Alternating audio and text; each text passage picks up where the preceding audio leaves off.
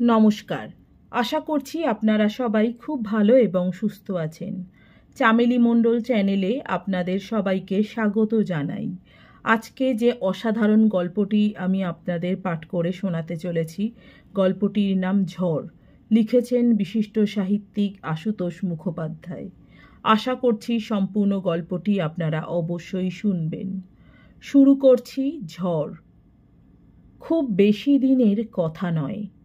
একদিনের মাত্র কয়েক ঘন্টার প্রচণ্ড ঝড়ে শহর কলকাতার স্বাভাবিক জীবনযাত্রা লণ্ডভণ্ড হয়ে গিয়েছিল। বড় বড় গাছগুলো শিকড় উপড়ে পথের ওপর মুখ থুবড়ে পড়েছে। পরদিন দেখে মনে হয়েছিল যুদ্ধ হত এক একটা অতিকায় দানব অঙ্গ প্রত্যঙ্গ ছড়িয়ে আকাশের দিকে মুখ করে অভিযোগ জানাচ্ছে। ভাঙা ডাল, ছেঁড়া তার আর উড়ন্ত টিনের চাল সরিয়ে চলাচলের পথ সুগম করতে 1 সপ্তাহ লেগেছিল। কিন্তু আমি সেদিনের কথাই বলছি, সেই প্রলয় সন্ধ্যার কথা। কাক, চিল পটাপট মাটিতে আছাড় খেয়ে মরেছে। গাছ আর ভাঙা বাড়ি চাপা পড়ে অনেক লোক হতাহত হয়েছে। ট্রাম, বাস বন্ধ হওয়ায় বহু মেয়ে পুরুষ পথে আটকে গেছে। আর ঘরে ফিরতে পারবে কিনা সেই ত্রাস চোখ ঠেলে উঠেছে। যারা ভাগ্যবান আগেই ঘরে পৌঁছে গিয়েছিল, তারা ভগবানকে ধন্যবাদ দিয়েছে। কিন্তু সেই সন্ধ্যাটাকে আমি প্রত্যক্ষভাবে দেখিনি। কিছু শুনেছি, কিছু অনুমান করেছি। বাড়িতে পদার্পণের সঙ্গে সঙ্গে সকলে দুটো করে চোখ কপালে তুলে নিরীক্ষণ করেছে আমি সেই লোক কিনা, আমার হাত পাগুলো সব যথাযথ আছে কিনা। আশঙ্কা কাটতে মাই প্রথম মুখবেদন করেছে। তুই এর মধ্যে এলি কি করে? বিপদ আপদ হয়নি তো? এদিকে যে কাণ্ড, ঠাকুর রক্ষা করেছেন। 2-1 কথায় সকলকে আশ্বস্ত করে কাণ্ড শোনার দিকে মন দিতে চেষ্টা করেছি। নিজেকে ভুলতে হলে, নিজেকে ছাড়িয়ে যেতে হলে অন্যের কথা মন দিয়ে শোনার মতো ওষুধ আর নেই। কিন্তু সেই পাড়া বড় শক্ত, আমারও সহজ হচ্ছিল না।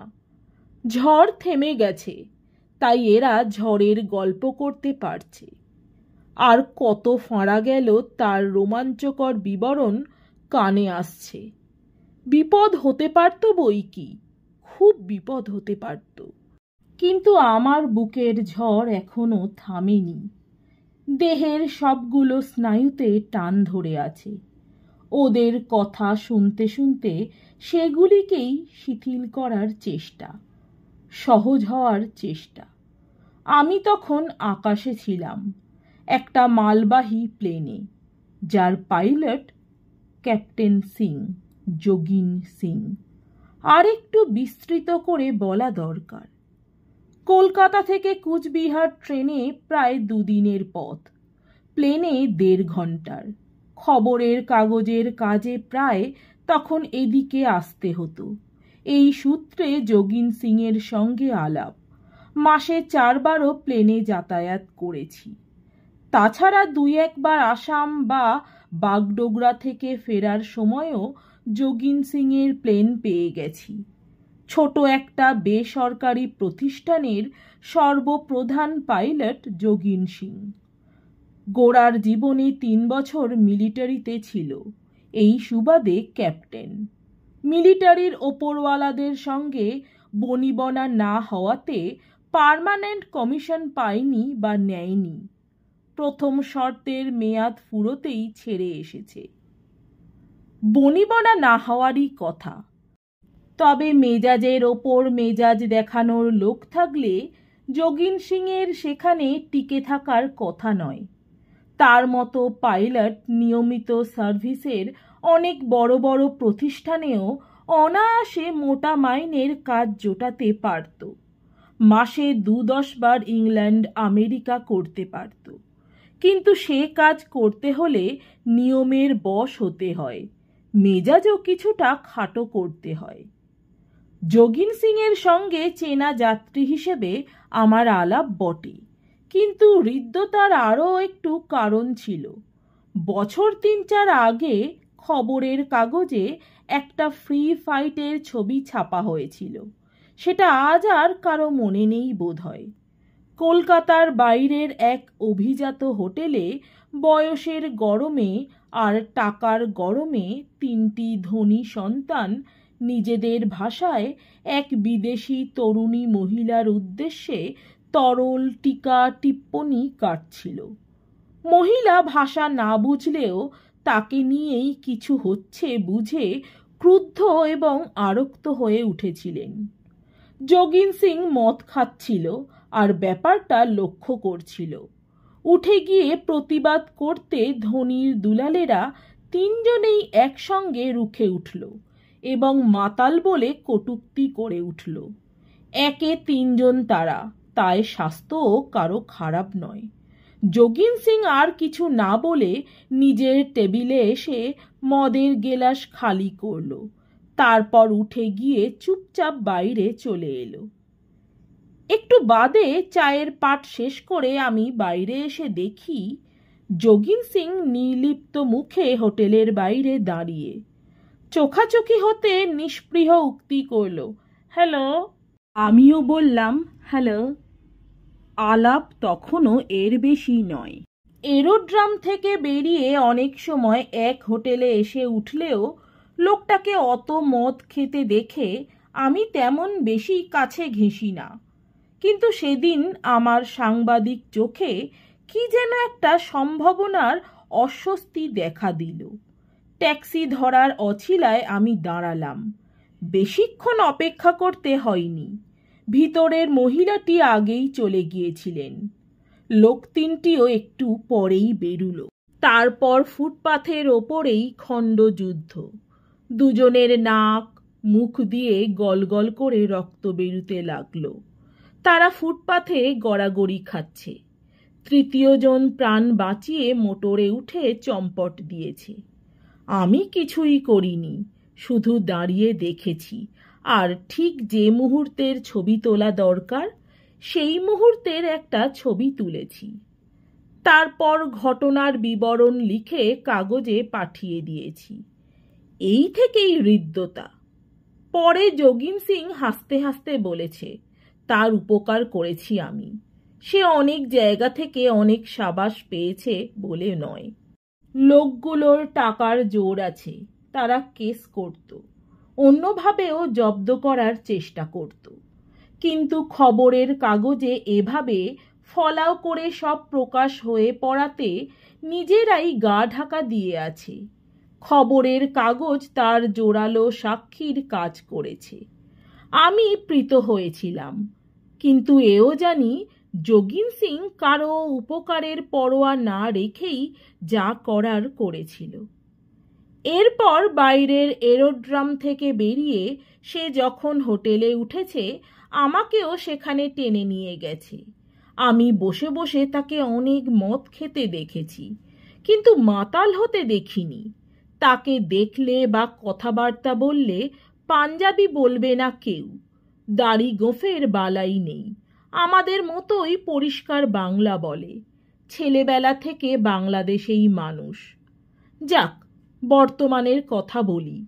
কুচবিহার থেকে আমার ফেরার তাড়া ছিল, কিন্তু 2 দিনের আগে প্লেনে সিট পাবো সে আশা ছিল না। ইতিমধ্যে যোগিন সিং এর প্লেন দেখে উৎফুল্ল হয়ে উঠলাম। সে আবার পরদিনই বিকেলে প্লেন নিয়ে ফিরছে জেনে তাকে ধরলাম, নিয়ে যেতে হবে। যোগিন সিংও তক্ষুনি রাজি।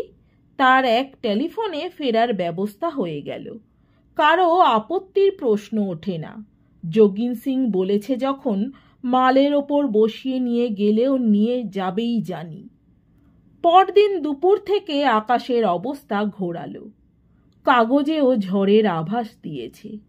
শাঁ শাঁ করে বাতাস বইছে। থমথমে মেঘের গুরু গুরু ডাকটা অন্য রকম। যোগিন সিংকে জিজ্ঞাসা করলাম, এই ওয়েদার যাবে কি করে? সে নির্ভাবনার জবাব দিল, যেতে হবে, অ্যাপয়েন্টমেন্ট আছে। অবাক হয়ে জিজ্ঞাসা করলাম, কোথায় অ্যাপয়েন্টমেন্ট? কলকাতায়? মাথা নাড়লে, হাসলো একটু। এ ধরনের হাসি আমি চিনি। বললাম, তাহলে তো বেশ জটিল অ্যাপয়েন্টমেন্ট মনে হচ্ছে। সময় না গেলে নিশ্চয় কোনো লেডির বিরাগভাজন হবার ভয় আছে। যোগিন সিং আরও হেসে আরও বেশি মাথা ঝাঁকালো। আমার শোনার ইচ্ছে ছিল, কিন্তু সদাব্যস্ত যোগিন সিংয়ের প্রণয় কথা ফেঁদে বসার মেজাজ ছিল না। টুকটাক দু চার কথা মাত্র জানা গেল। মহিলার নাম যশোধরা, ক্রিশ্চিয়ান, মস্ত ব্যবসায়ীর মেয়ে ছিল। কিন্তু তাদের বড় অবস্থার সময় যোগিন সিং ও মেয়ের পাত্তা পায়নি। বাপের ব্যবসা লাটে উঠতে খানিকটা সুবিধে হয়েছে। তখনও যোগিন সিংয়ের টান দেখে, না, টান আরও বাড়তে দেখে যশোধরা বুঝেছে যোগিন সিংয়ের লোভ তার বাবার টাকার ওপর নয়, লোভ তারই ওপর। সে অনেক ব্যাপার। যোগিন সিং হাসি মুখে স্বীকার করেছে, অ্যাপয়েন্টমেন্ট ফেল করলে রক্ষা নেই। সেটা সত্যি কথাই। মেয়ের যেমন মেজাজ তেমনই অভিমান। একবার অ্যাপয়েন্টমেন্ট ফেল করার ফলে সে কি কাণ্ড! যোগিন সিং অন্যমনস্ক হয়ে পড়ল। কাণ্ড বিস্তারে আগ্রহ দেখা গেল না। একটু বাদেই গা ঝাড়া দিয়ে উঠে ব্যস্ত পায়ে কোথায় চলে গেল। কিছু হয়তো মনে পড়ে থাকবে। যথাসময়ে এয়ার অফিসে এসে হতাশ হলাম। এই আবহাওয়ায় প্লেন ছাড়বে মনে হয় না। ঝোড়ো বাতাস ক্রমে বাড়ছে। আকাশের অবস্থা ভয়াবহ। এ সময় কুচবিহার থেকে ওই একটাই প্লেন ছাড়ার কথা। ছোট বেসরকারি প্রতিষ্ঠানের মালবাহী প্লেন। ছাড়বে কি ছাড়বে না এ নিয়ে কেউ তেমন মাথা ঘামায় না। তবু ক্যাপ্টেন যোগিন সিং আসতে অফিস থেকে তাকে জানানো হলো সব জায়গারই ওয়েদার রিপোর্ট খারাপ, টেক অফ করা ঠিক হবে না। যোগিন সিং কান দিলে না, নিঃশঙ্ক জবাব দিল, ও কিছু না, উপর দিয়ে চলে যাব। আমার ভয় ধরল একটু। এক ফাঁকে তাকে ধরে জিজ্ঞেস করলাম, এর মধ্যেই তুমি যাবে? তুমি থেকে যাও না, কাল যেও। নিজের কাজে চলে গেল। দ্বিধা কাটিয়ে নিজেকে চাঙ্গা করে তুলতে চেষ্টা করলাম। প্লেন যাবে, যোগিন সিং যাবে, এত মালপত্র যাবে, সঙ্গে যাত্রীও যাবে আরও। এর মধ্যে নিজের প্রাণটার জন্যে এত ভাবতে লজ্জা করল। তাছাড়া সত্যি বিপদের সম্ভাবনা থাকলে যোগিন সিংই বা রওনা হতে চাইবে কেন? প্লেন উঠল। আমরা 4 জন মাত্র যাত্রী। এছাড়া পাইলট, কো পাইলট এবং 2-4 জন ক্রু। কিছুক্ষণের মধ্যেই আমাদের অর্থাৎ যাত্রীদের অবস্থা সঙ্গীন।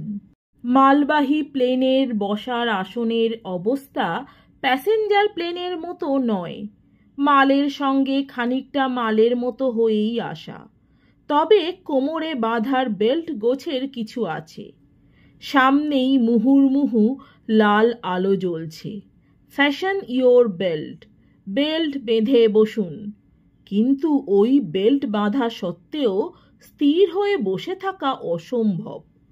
বাইরে ঝড় কতটা টের পাচ্ছি না, কিন্তু ঝাঁকানি দোলানিতে প্রাণ ওষ্ঠাগত। ঘড়ি দেখলাম, সময় অনুযায়ী আমরা কলকাতার ওপর এসে পড়েছি। কিন্তু কিছুক্ষণের মধ্যেই ভয় আর ত্রাসে শরীরের রক্ত হিম হয়ে এলো। অনেক উঁচু দিয়ে প্লেনটা চক্রাকারে ঘুরছে। নিচে নামার এক একটা চেষ্টার মুখে লণ্ডভণ্ড কাণ্ড। আমরা কে কোথায় হুমড়ি খেয়ে পড়ছি ঠিক নেই। মনে হচ্ছে ঝড়ের মুখে কুটোর মতো এখুনি সব নিঃশেষ হয়ে যাবে। চোখের সামনে মৃত্যু দেখছি আমরা, মৃত্যুর প্রতীক্ষা করছি। এরই মধ্যে ঝড়ের তাণ্ডব এড়িয়ে কোনো মতে প্লেন সম্ভবত অনেক উঁচুতে উঠে স্থির হলো একটু। ভিতরে সকলে চিৎকার করে বলাবলি করতে লাগলো, প্লেন আবার ফিরিয়ে নিয়ে যাওয়া হোক। যেখান থেকে এসেছি সেইখানে, অথবা যে কোনো দূর দূরান্তে যেখানে ঝড় নেই। আমিও একমত, কিন্তু জানাবো কাকে? জানাবার সুযোগ হলো। কি কারণে মিনিট দুয়ের জন্য কো পাইলটের হাতে প্লেন ছেড়ে একবার ভেতরে এলো ক্যাপ্টেন সিং। মনে হলো ভগবান আমাদের আর্জি শোনাবার জন্যেই তাকে ভিতরে পাঠালেন। বিপদ সম্বন্ধে আমরা বুঝি কি, সে বেশি বোঝে, সেই জ্ঞানও তখন আমাদের নেই, শুধু বাঁচার আকুতি। অন্য যাত্রীরা তাকে দেখেই চিৎকার চেঁচামেচি করে উঠল।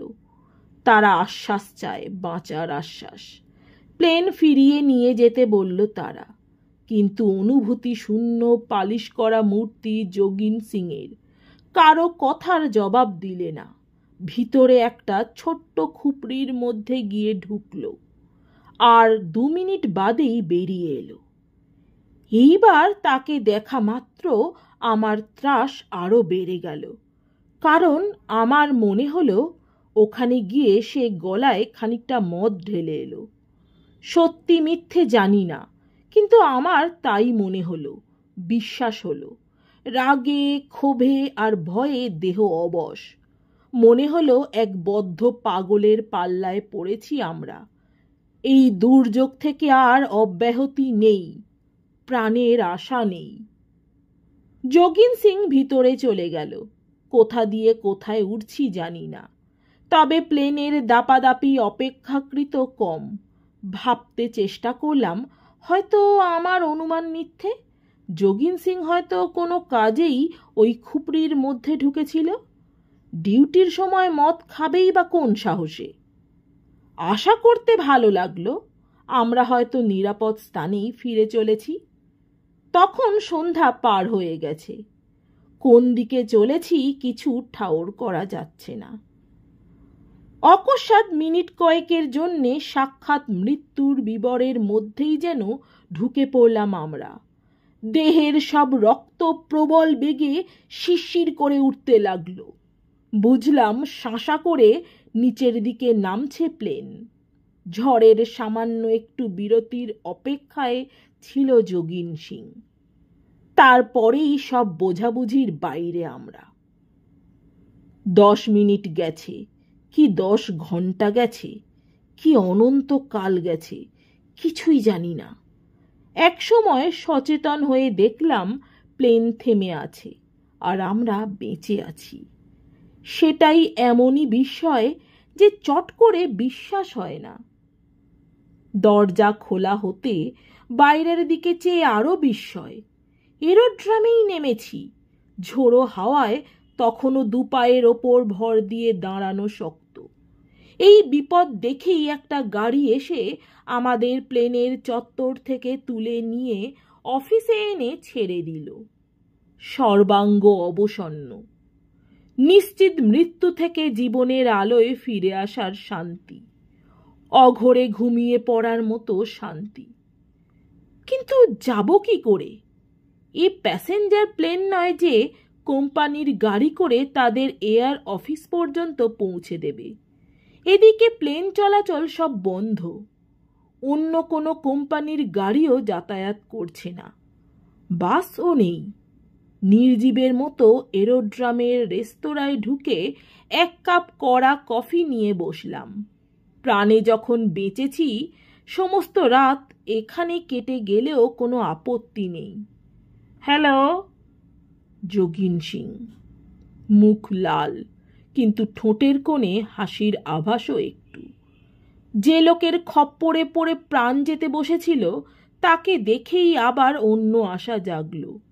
যোগিন সিং এর ছোট্ট গাড়ি আছে একটা। সাগ্রহে জিজ্ঞাসা করলাম, তোমার অ্যাপয়েন্টমেন্ট সাউথে না এদিকেই? সাউথে। কেন? হ্যাঁ, আমাকে যতটা সম্ভব এগিয়ে দাও না। যাব কি করে? ঘড়ি দেখল, তারপর পিঠ চাপড়ে বলল, কামন। একটা কেবিনের দিকে এগোলো সে। কফির পেয়ালা তুলে নিয়ে আমিও তার সঙ্গে কেবিনে গিয়ে ঢুকলাম। যোগিন সিং দুজনের খাবারের অর্ডার দিল। খাবার না আসা পর্যন্ত চুপচাপ বসে রইল। কিছু ভাবছে মনে হলো।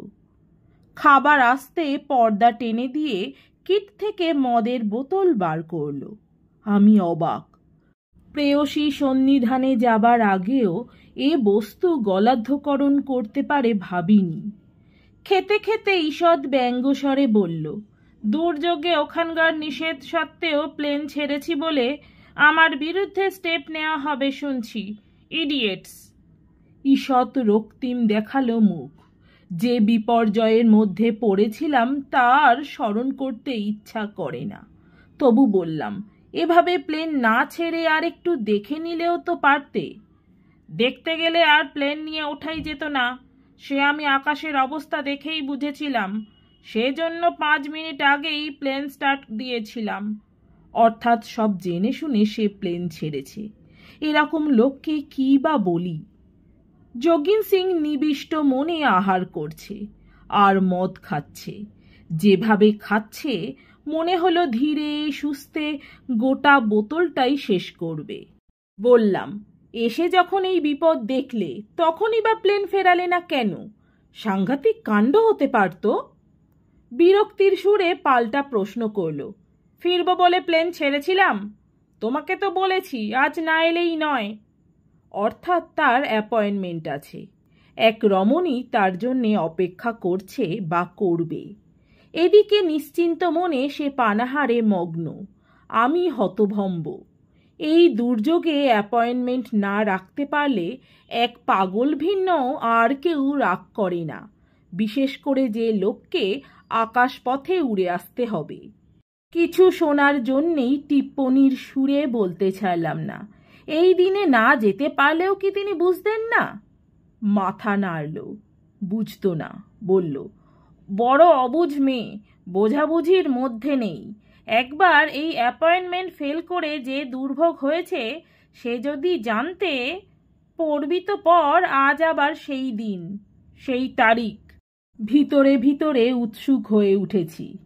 কুচবিহারেও একবার বলেছিল অ্যাপয়েন্টমেন্ট না রাখতে পারলে রক্ষা নেই। মেয়ের যেমন মেজাজ তেমনি অভিমান। একবার সময় মতো যেতে না পারার ফলে কি কাণ্ডই না হয়েছিল। প্রাণের মায়া তুচ্ছ করে সেই আশাই এলো বটে, কিন্তু এসে এখানে বসে মদ গিলছে। সত্যি কথা বলতে কি, যে মেয়ে যোগিন সিং এর মতো বেপরোয়া লোককে এভাবে নাকে দড়ি বেঁধে টেনে আনতে পারে তাকে একটিবার দেখতে ইচ্ছেও হচ্ছিল খুব। জিজ্ঞাসা করলাম, তাই এসেও তুমি এখানে দেরি করছো কেন? সংক্ষিপ্ত জবাব দিল, 8:30টায় যাবার কথা। এমনভাবে বলল যেন ওই সময়ের 2-10 মিনিট আগেও যাওয়ার কোনো প্রশ্নই ওঠে না। এমনও হতে পারে নির্দিষ্ট স্থানে কোনো সময় ওদের সাক্ষাৎ হওয়ার কথা। হয়তো ঠিক সময়ে রমণীটি অভিসারে আসবেন। ঘড়ি দেখলাম 7টা বাজতে তখনও 5 মিনিট বাকি। জিজ্ঞাসা করলাম, কথা না রাখতে পেরে একবার খুব মুশকিলে পড়েছিলে বুঝি? খুব, আজকের এই দিনেই।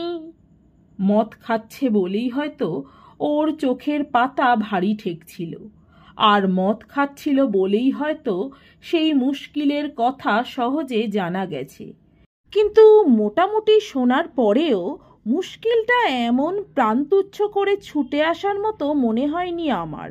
যোগিন সিং এর মত, যশোধরার ব্যবসায়ী বাবা লোকটা আদৌ সুবিধের নয়।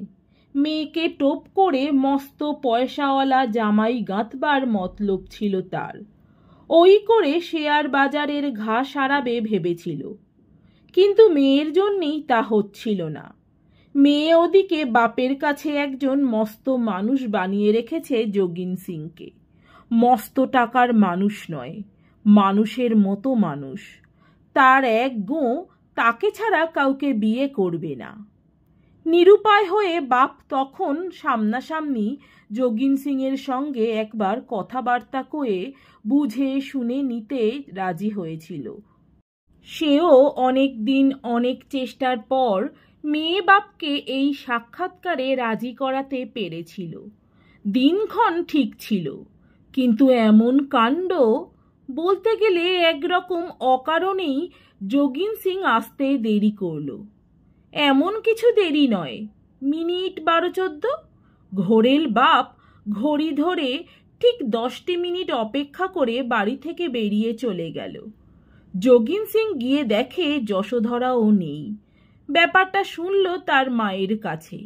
বাপ বেরিয়ে যাওয়ার পর রাগে জ্বলতে জ্বলতে মেয়েও গাড়ি নিয়ে বেরিয়ে গেছে। সম্ভব অসম্ভব অনেক জায়গায় যোগিন সিং খুঁজে বেড়ালো তাকে। তার বাপটাকে মনে মনে ধরে আছড়ালো বার কত। ঘণ্টাখানেক বাদে নিজের বাড়িতে এলো দেখতে যশোধরা সেখানে অপেক্ষা করছে কিনা। এসে শুনল টেলিফোনে খবর এসেছে যশোধরা হাসপাতালে আছে। রাগে আর অভিমানে মেয়ে এমন গাড়ি চালিয়েছে যে সরাসরি অ্যাক্সিডেন্ট। হাসপাতালেও এই মেয়ে সহজে মুখ ফিরিয়ে তাকায়নি তার দিকে। যোগিন সিং অনেক ক্ষমা চেয়ে, অনেক নাক কান মলে, জীবনে আর কোনোদিন অ্যাপয়েন্টমেন্ট ফেল করবে না প্রতিজ্ঞা করে তার মুখে হাসি ফোটাতে পেরেছিল। মনে মনে বললাম, যেভাবে এসেছো পারলে আজও একবার নাক কান মলে তোমাকে আবার কিছু প্রতিজ্ঞা করতে হবে। জিজ্ঞাসা করতে যাচ্ছিলাম, অত মদ যে খাচ্ছে তাই বা ওর প্রেয়সী বরদাস্ত করবে কি করে, কিন্তু তার আগেই ঘড়ির দিকে চোখ পড়তে সচকিত হলাম। 7:35। এখন না উঠলে সে 8:30টায় পৌঁছবে কি করে? ঘড়ির দিকে তার দৃষ্টি আকর্ষণ করতে একটুও তাড়া দেখা গেল না। অস্ফুটেই জবাব দিল, সময় আছে। অন্য মনস্কের মতো আবার কিছু ভাবছে মনে হলো। আরও ঠিক 10 মিনিট কাটল এইভাবে। আমি উসখুস করছি, অবাকও হচ্ছি। মদের নেশায় সময়ের গন্ডগোল হয়ে গেল। 7:45। এসো। বোতলে আরও খানিকটা আছে, সেইখানেই পড়ে থাকলো। বড় বড় পা ফেলে গাড়িতে এসে উঠল। পাশে আমি। পিছনে দেখলাম একগোছা ফুল রয়েছে। এই দিনে ফুল কোথা থেকে সংগ্রহ হলো ভেবে পেলাম না। গাড়ি ছুটেছে। হেডলাইটে রাস্তার অবস্থা দেখে আমার 2 চক্ষু স্থির। ঝোড়ো বাতাস আর নেই, বৃষ্টি পড়ছে। ভাঙা ডাল আর গাছের পাতায় সমস্ত রাস্তা ঢেকে গেছে। কোথাও মস্ত মস্ত টিনের চালা পড়ে আছে। তার ওপর দিয়েই মরমর শব্দে গাড়ি পার হতে টের পাচ্ছি বস্তুটা কি। এরকম রাস্তায় 45 মিনিটে দমদম এরোড্রাম থেকে দক্ষিণ কলকাতায় পৌঁছানোর সংকল্প শুনলেও লোকে পাগল বলবে। কিন্তু গাড়ির স্পিড দেখে আমার অস্বস্তি হচ্ছে, অস্বস্তি বাড়ছে। একসময় স্বাভাবিকভাবেই বলতে চেষ্টা করলাম যে রাস্তা তোমার 8:30টায় পৌঁছানোর প্রশ্নই ওঠে না। জবাব দিল না। কিন্তু গাড়িতে স্পিড আরো বেড়ে গেল। রাজ্যের ভয় আমাকে গ্রাস করতে এলো।